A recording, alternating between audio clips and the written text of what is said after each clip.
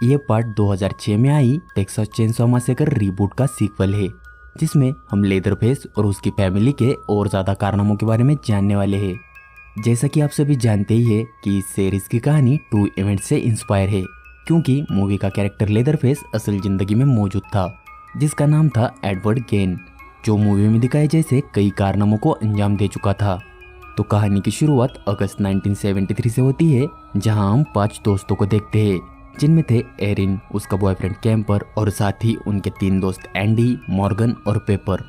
वो लोग अपने बैंड शो के लिए मैक्सिको जा रहे थे, लेकिन जब वो लोग टेक्सास से गुजर रहे थे तब अचानक उनके वैन के सामने एक लड़की आ जाती है, जो काफी घबराई हुई और बेचैन थी। तब एरिन वैन से उतरकर उससे बात करने की कोशिश करती है, लेकिन वो लड़की काफी ज्यादा सदमे में थी और उन्हें ठीक से कुछ बता भी नहीं पा रही थी। इसलिए वो लोग उसे वैन में बिठाकर उसकी मदद करने की कोशिश करते हैं। तब वो लड़की उन्हें किसी बहुत ही ज्यादा बुरे आदमी के बारे में बताती है और बोलती है कि सारे लोग मारे गए। ये सुनकर सभी शॉक हो जाते हैं और उससे पूछते हैं कि वो किसके बारे में बात कर रही है। लेकिन तब वो लड़की रास्ते में एक मीट फैक्ट्री को देखकर और ज्यादा घबरा जाती है और उन्हें बोलती है कि वो लोग गलत रास्ते पर जा रहे हैं। वो जबरदस्ती उनकी वैन रोकने की कोशिश करती है, इसलिए कैंपर अपनी वैन रोक देता है। लेकिन तब वो लड़की उन्हें बोलती है कि वो सब यहाँ मरने वाले हैं। ऐसा बोलकर वो अपने पैरों के बीच से एक गन निकालकर खुद को शूट कर देती है, जिससे काफी भयानक तरीके से उसकी मौत हो जाती है। ये देखकर वो सभी काफी घबरा जाते हैं और जल्दी से वैन से उतर जाते हैं, क्योंकि उनकी कार में एक ऐसी लड़की की बॉडी थी जो काफी खतरनाक तरीके से मर चुकी थी। इसीलिए वो सभी काफी परेशान हो जाते हैं और काफी देर बहस करने के बाद वो उस बॉडी को पुलिस के पास ले जाने का फैसला करते हैं।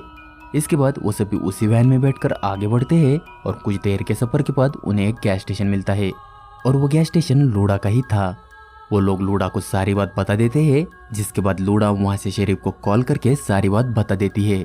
इसके बाद वो उन्हें एक मिल का एड्रेस देकर बोलती है कि शेरिफ ने उन्हें इस एड्रेस पर बुलाया है, क्योंकि वो किसी काम से वही गया है। यह सुनकर सभी को काफी अजीब लगता है, लेकिन उनके पास कोई और चारा न होने की वजह से वो सब उस मिल के लिए निकल पड़ते हैं। वो जैसे तैसे वहां पहुंच जाते हैं और देखते हैं कि शेरिफ वहां नहीं है, इसीलिए वो लोग वही उसका इंतजार करने लगते हैं। तभी अचानक उन्हें वहां किसी के होने की आहट होती है, इसीलिए वो चेक करने अंदर जाते हैं। तब उन्हें वहां जडाइडा नाम का एक छोटा लड़का मिलता है, जो उन्हें बोलता है कि शेरिफ वहां नहीं है। तब वो लोग उस बॉडी को वही छोड़कर आगे जाने का फैसला करते हैं, लेकिन एरिन ऐसा नहीं चाहती थी, इसलिए वो कैंपर के साथ मिलकर किसी तरह शेरिफ से कांटेक्ट करने की कोशिश करने जाती है। तभी कुछ ही दूर उन्हें एक घर मिलता है, जहाँ एक बिना पैर वाला अपाहिज बूढ़ा था, जिसका नाम था मोंटी। वो उन्हें बोलता है कि अगर उन्हें शेरिफ से कांटेक्ट करना है तो सिर्फ एरिन ही अंदर जा सकती है और कैंपर को बाहर ही उसका वेट करना होगा। तभी एरिन ये बात मान लेती है और मोंटी उसे शेरिफ का नंबर मिला कर देता है। तब एरिन उसे सारी बात बता देती है और शेरिफ कहता है कि वो अगले 30 मिनट में वहां पहुंच जाएगा। लेकिन इधर तो उसी वक्त शेरिफ वहां आ चुका था, जो उस वैन का इन्वेस्टिगेशन करना शुरू कर देता है। इधर एरिन उस घर से निकल ही रही थी, लेकिन तभी मोंटी उसे मदद के लिए आवाज देकर ऊपर बुला लेता है। इसलिए एरिन व्हील चेयर पर बैठने के लिए उसकी मदद करती है, लेकिन तब वो बूढ़ा उसका फायदा लेने की कोशिश करता है। बाहर कैंपर काफी देर एरिन का इंतजार कर चुका था, इसलिए वो हालत का जायजा लेने के लिए घर के अंदर आता है और एरिन को ढूंढने लगता है। लेकिन तभी पीछे से लेदरफेस एक हथौड़े से उस पर हमला कर देता है, जिससे कैंपर वही बेहोश हो जाता है। इसके बाद लेदरफेस घसीटकर उसे बेसमेंट में ले जाता है और दरवाजा बंद कर लेता है। इधर वो शेरिफ पूरी वारदात का जायजा लेकर उस बॉडी को रैप करवाता है और कार की डिक्की में डलवाकर वहां से निकल जाता है। अब एरिन जब उस घर से निकल रही थी तो उसे वहां कैंपर नहीं मिलता, इसीलिए उसे लगता है कि शायद वो वापस मिल पर चला गया। इसलिए वो भी मिल पर आ जाती है। तब उसे पता चलता है कि कैंपर यहाँ नहीं आया, इसलिए वो सब उसे वहाँ ढूंढने लगते हैं। तब उन्हें वहाँ कई खराब गाड़ियाँ और काफी सारी अजीब चीजें मिलती है, जो देखकर उनकी चिंता और भी बढ़ जाती है। इसलिए एरिन और एंडी कैंपर को ढूंढने वापस उसी घर में चले जाते हैं। तब मोंटी घर के बाहर ही बैठा था, इसलिए एरिन जाकर उसे बातों में उलझाने लगती है और तब तक एंडी छिपकर उस घर में घुस जाता है। तब घर के अंदर उसे एक कमरा मिलता है, जिसमें काफी सारी स्किन लटकी हुई थी। तभी गलती से उससे एक बॉक्स गिरता है, जिसकी आवाज सुनकर एरिन और मोंटी दोनों अंदर आ जाते हैं। तब एंडी को देखकर मोंटी को काफी गुस्सा आता है और उसी वक्त वो लेदरफेस को आवाज लगाकर बुला लेता है। तब लेदरफेस अपना चेनसॉ लेकर वहां आ जाता है और सीधा उन पर हमला करने लगता है। इसलिए वो दोनों वहाँ से भागने की कोशिश करते हैं। तब किसी तरह एरिन वहाँ से भागने में कामयाब हो जाती है, लेकिन एंडी लेदरफेस के चंगुल में फंस जाता है। वो अपने चेनसॉ से उसका एक पैर काट देता है और उसे अपने बेसमेंट में लाकर एक हुक से लटका देता है। इधर भागकर एरिन मिल पर आती है और जल्दी से वैन स्टार्ट करके वहाँ से भागने की कोशिश करती है। तब मॉर्गन और पेपर भी उसका घबराया हुआ चेहरा देखकर काफी परेशान हो जाते हैं, लेकिन वो सब वहाँ से निकले इससे पहले ही शेरिफ वहाँ आ जाता है। उसे देखकर एरिन काफी खुश हो जाती है और उसे लेदरफेस के बारे में सब कुछ बताने लगती है। लेकिन तभी शेरिफ को उनकी वैन में ड्रग्स मिल जाते हैं, इसलिए वो उन पर ही गुस्सा करके उन्हें वैन से उतार देता है और उन तीनों को जमीन पर लिटाकर इन्वेस्टिगेशन करने लगता है। लेकिन इन्वेस्टिगेशन के नाम पर वो उन्हें सिर्फ टॉर्चर कर रहा था। तब वो उन लड़कियों को वही छोड़कर मॉर्गन को अपने साथ ले जाता है और वो उसे उसी घर में लाता है जहाँ लेदरफेस रहता था। इधर एरिन बिना चाबी के वैन स्टार्ट करने की कोशिश करती है और काफी कोशिशों के बाद वो कामयाब हो जाती है, लेकिन उसके एक्सीलेटर दबाते ही उस वैन के टायर्स निकल जाते हैं। ये देखकर वो काफी परेशान हो जाते हैं, लेकिन वो कुछ समझ पाते इससे पहले ही लेदरफेस अपना चेनसॉ लेकर वहाँ आ जाता है। इसलिए पेपर घबरा कर वहाँ से भागने लगती है, लेकिन लेदरफेस उसे पकड़कर अपने चेनसॉ से काट देता है। ये देखकर एरिन काफी ज्यादा घबरा जाती है, लेकिन तभी उसे वहाँ और भी ज्यादा अजीब चीज दिखती है। वो देखती है कि लेदरफेस ने कैंपर के चेहरे का मास्क बनाकर पहन लिया था। ये देखकर उसे कुछ समझ नहीं आ रहा था, लेकिन फिर भी वो किसी तरह खुद को संभाल कर वहाँ से भागने लगती है, लेकिन लेदरफेस उसका पीछा करने लगता है। वो किसी तरह भागकर एक कैबिन के पास आती है जहाँ दो लेडीज उसे सहारा देती है। तब एरिन उनसे फोन मांगती है, लेकिन वो बोलती है कि उनके पास कोई फोन नहीं है। वो उसे शांत करने के लिए उसे पीने चाय देती है। तब एरिन वो चाय पीकर वहाँ से निकलने का रास्ता सोचने लगती है, लेकिन तभी उसे चक्कर आना शुरू हो जाता है। यानी उस औरत ने एरिन के चाय में कुछ मिला दिया था। तब उसे किसी बच्चे के रोने की आवाज आती है, इसलिए एरिन चेक करने जाती है। तब वो देखती है कि वो औरत फोन पर किसी से बात कर रही थी, लेकिन कुछ देर पहले ही उसने एरिन को कहा था कि उसके पास कोई फोन नहीं है। इसलिए एरिन समझ जाती है कि वो औरत भी उन लोगों के साथ मिली हुई है और उसके पास जो बच्चा है वो भी उसका खुद का नहीं है। इसलिए वो वहाँ से निकलने की कोशिश करती है, लेकिन उससे पहले ही वो बेहोश हो जाती है। इसके बाद जब उसकी आँख खुलती है तो वो खुद को लेदरफेस के घर में पाती है, जहाँ लूडा, मोंटी और शेरिफ भी थे। तब बाहर से चडाइडा उसके दादी से यानी लूडा से एरिन को छोड़ देने को कहता है, लेकिन लूडा उसकी बात नहीं मानती। दरअसल चडाइडा उन्हीं के जैसा एक विक्टिम था जिसे इन्होंने बचपन में ही किडनैप किया था।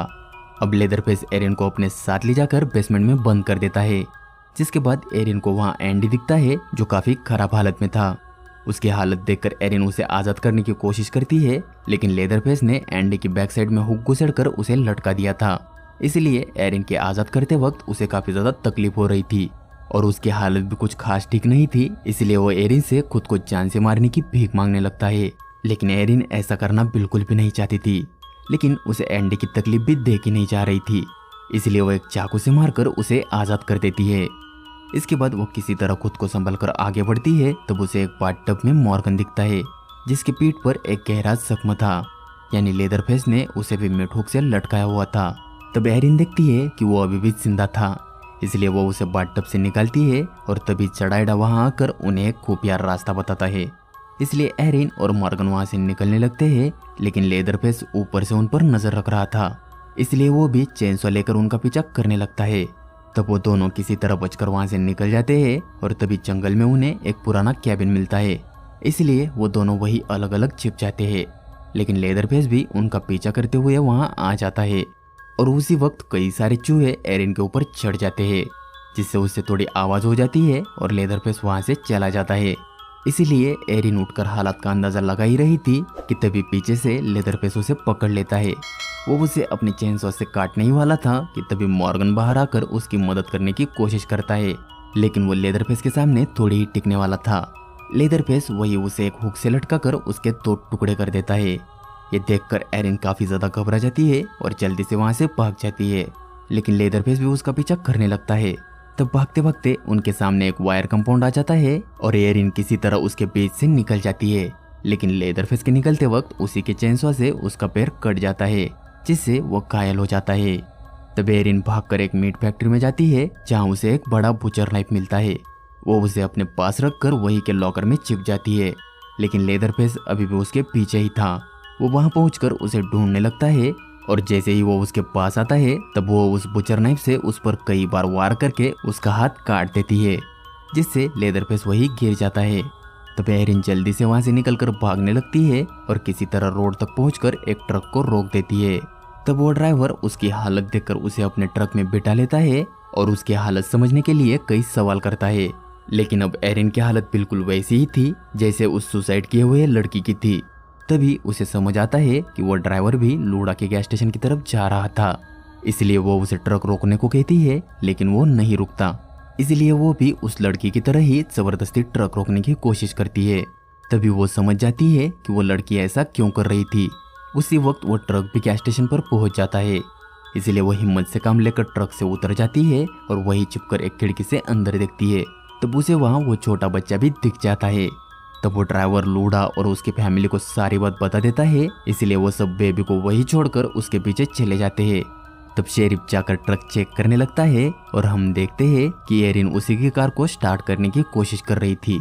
तब शेरिफ को समझ आता है कि एरिन ट्रक के अंदर नहीं है, लेकिन वो कुछ करे इससे पहले ही एरिन उसी की कार से उसे उड़ा देती है, जिससे शेरिफ काफी ज्यादा घायल हो जाता है। लेकिन एरिन कार रिवर्स में लेकर उसे दोबारा कुचल देती है, जिससे शेरिफ की वही मौत हो जाती है।